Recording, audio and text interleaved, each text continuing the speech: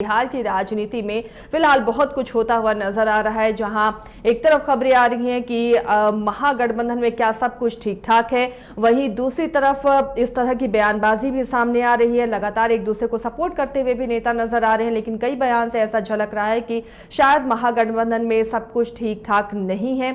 इस बीच शिक्षा विभाग के विवाद की हम बात करते हैं, जो फिलहाल ये कहा जा रहा है कि नीतीश कुमार के रहते किसी भी तरह का विवाद नहीं हो सकता। तमाम विवादों का हल कर लिया गया है और कोई भी ऐसा विवाद नहीं है। ये सभी भ्रामक खबरें हैं।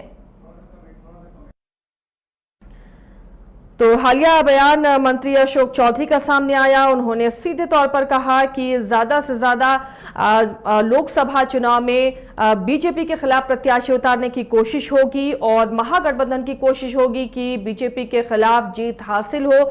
यह भी कहा कि विभाग में कोई अब विवाद नहीं है, क्योंकि मुख्यमंत्री नीतीश कुमार के रहते कोई विवाद नहीं हो सकता है। आपको बता दें कि मुख्यमंत्री नीतीश कुमार ने सीएम आवास में तलब किया था दोनों को। अपर मुख्य सचिव भी तलब हुए थे, के पाठक, और शिक्षा मंत्री भी इस मामले में तलब किए गए थे। दोनों से बातचीत की गई थी, हालांकि बातें खुलकर सामने नहीं आई। इस मामले पर गौतम हमारे साथ जुड़ चुके हैं पटना से।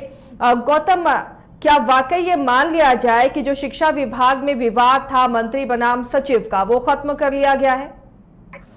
बिल्कुल नहीं, बिल्कुल नहीं। और हम तो कहेंगे कि जिस अभी 3 दिन से ज्यादा का समय बीत गया है, बावजूद इसके अब तक शिक्षा विभाग और शिक्षा विभाग के मंत्री और एक कद्दावर आईएएस अफसर के पाठक के बीच जो मुकाबला चल रहा है, उसके ऊपर भले ही सीएम नीतीश कुमार ने उनको अपने आवास पर बुलाकर समझौता कराने की कोशिश की हो और ये कहा हो कि पब्लिक डोमेन में इस तरीके की चीजें नहीं जानी चाहिए। पब्लिक डोमेन में यानी कि जनता के बीच, मतलब आप झगड़ा करें, एक दूसरे के ऊपर आरोप प्रत्यारोप लगाएं, लेकिन मीडिया में ये खबरें नहीं आनी चाहिए, क्योंकि मीडिया में यदि खबरें आएंगी तो इसमें सरकार की फजीहत होगी। यानी सरकार ये चाहती है कि अगर अंदर आपको जो करना है वो कीजिए, लेकिन मीडिया में वो चीजें नहीं आनी चाहिए, पब्लिक डोमेन में वो चीजें नहीं आनी चाहिए। आपको याद होगा कुछ दिनों पहले शोभा अहतकर जो बड़े पोस्ट पर थी डीजी, उनके ही डिपार्टमेंट के एक कद्दावर आईपीएस ऑफिसर ने साफ तौर पे कहा था कि गाली गलौज करते हैं। मतलब कि ये चीजें जब उन्होंने फेसबुक पर लिखी तो उनकी क्लास लगाई गई। यानी कि आप अपने बीच ऐसा तालमेल रखें, लड़ाई झगड़ा भी करें, गाली गलौज भी करें, लेकिन वो पब्लिक डोमेन में नहीं आनी चाहिए। इसलिए क्योंकि इसमें सरकार की फजीहत होती है।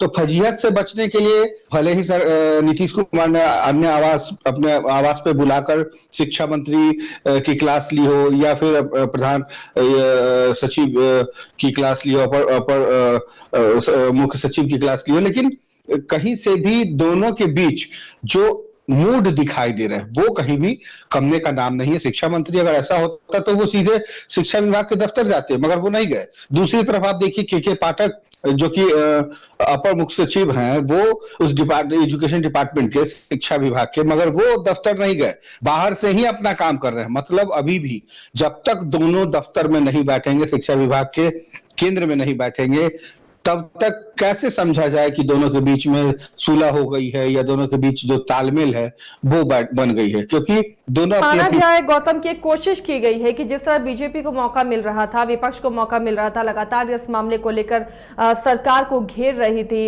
विपक्ष, उससे राहत दिलाने के लिए इस तरह की बयानबाजी सामने आ रही है और ये कहा गया है कि बाहर मामलों को न लाया जाए। बिल्कुल आपने ठीक कहा कि जिस तरह से विपक्ष को एक मौका मिल गया, और विपक्ष को क्या ये बातें सही थी तभी विपक्ष ने इस मुद्दे को उठाया। इसमें कहीं से भी कोई इस तरीके की बात नहीं थी कि कोई कहा सुनी वाली बात हो। साफ तौर पे चंद्रशेखर सिंह जो शिक्षा मंत्री है वो अपने ही अपर मुख्य सचिव के ऊपर आरोप लगा रहे हैं। अपर मुख्य सचिव उनके आप सचिव की एंट्री बंद कर देते हैं। तो दोनों अपनी अपनी जगह सही है, लेकिन इस सही और गलत के बीच जो डिसीजन मेकिंग होता है, अगर दूसरे प्रधान सचिव होते या दूसरे अपर मुख्य सचिव होते तो शायद वो इस बात को मान लेते कि भाई मंत्री इज ऑल इज वेल। लेकिन मंत्री की भी अपनी एक कार्यशैली होती है, अपना एक प्रोटोकॉल होता है, और उस प्रोटोकॉल के तहत आईएएस अफसर के तो कई मंत्रियों से होकर के उनको काम करना पड़ता है। और ये मंत्री तो नीतीश कुमार के मंत्री है, नीतीश कुमार के खास मंत्रियों में से एक है। इसके पहले आपने देखा होगा कि इनको मद्य निषेध विभाग का बनाया गया, इसलिए बनाया गया था क्योंकि मद्य निषेध विभाग मंत्री के हाथ से बिल्कुल ठीक नहीं चल रहा था। तभी एक आईएएस एक कद्दावर आईएएस ऑफिसर को लगाया जाता है ताकि आपका डिपार्टमेंट शराबबंदी कानून को लेकर, आपको याद होगा कि कितनी फजीहत हुई थी सरकार की। सारण में देख लीजिए, छपरा और उसके आसपास के जिलों में देख लीजिए, गोपालगंज में देख लीजिए, नालंदा में देख लीजिए, जहां पे जहरीली शराब से सबसे ज्यादा मौत हुई थी। तो जब सरकार की फजीहत होती है, किसी मंत्रालय की फजीहत होती है, तो वहां पर नीतीश कुमार अपने कद्दावर आईएएस ऑफिसर। इस बयान से ये तो पता चल गया कि बाहर चीजें मैनेज करने के लिए इस तरह के बयान दिए गए हैं। अब जब तक दोनों विभाग में साथ नहीं दिखेंगे, ये पता नहीं चल पाएगा कि वाकई क्या मनमुटाव और विवाद खत्म हुआ है। लेकिन एक बात जो अभी भी ये सवाल बना हुआ है कि क्या जो शिक्षा विभाग को लेकर जदयू और राजद आमने सामने नजर आ रहे थे, इसे लेकर क्या ये माना जाए कि महागठबंधन में ऑल इज वेल है? बहुत छोटे में आपसे जवाब चाहूंगी। बिल्कुल, मैं आपको नटसेल में बताऊंगा कि सब कुछ ऑल इज वेल नहीं है। जो राजनीतिक घटनाक्रम है उसमें साफ तौर पे आरजेडी और जेडीयू के बीच तलवारें खिंच गई हैं।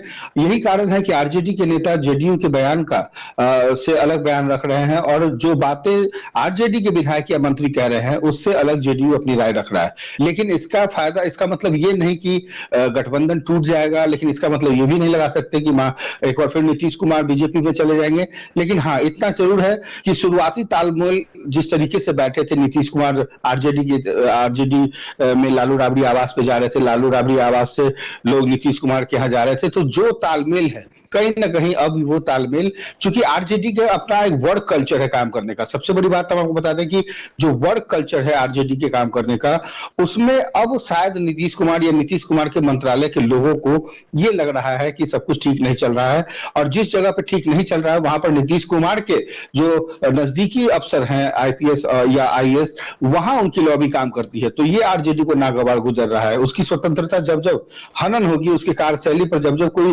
प्रश्नवाचक चिन्ह लगाएगा तो शायद ये किसी को अच्छा नहीं लगेगा, तो फिर आरजेडी क्यों बर्दाश्त करेगी? ऐसे में आरजेडी अभी वाकई बड़ी भूमिका में है, बड़े भाई की भूमिका में है, और नीतीश कुमार मुख्यमंत्री होते हुए भी छोटे भाई की भूमिका में। जी शुक्रिया गौतम इस तमाम जानकारी के लिए। तो फिलहाल बिहार की राजनीति में जो विवाद चल रहा है, कोशिश की जा रही है महागठबंधन में जो विवाद है या फिर जो शिक्षा विभाग को लेकर जो विवाद था उसे अब ये दिखाया जाए कि ऐसा कोई विवाद नहीं है। बहरहाल अंदर खाने क्या चल रहा है ये आने वाले दिनों में पता चल पाएगा। एक छोटे से ब्रेक के लिए यहाँ पर रुकते हैं। ब्रेक के बाद झारखंड की बात।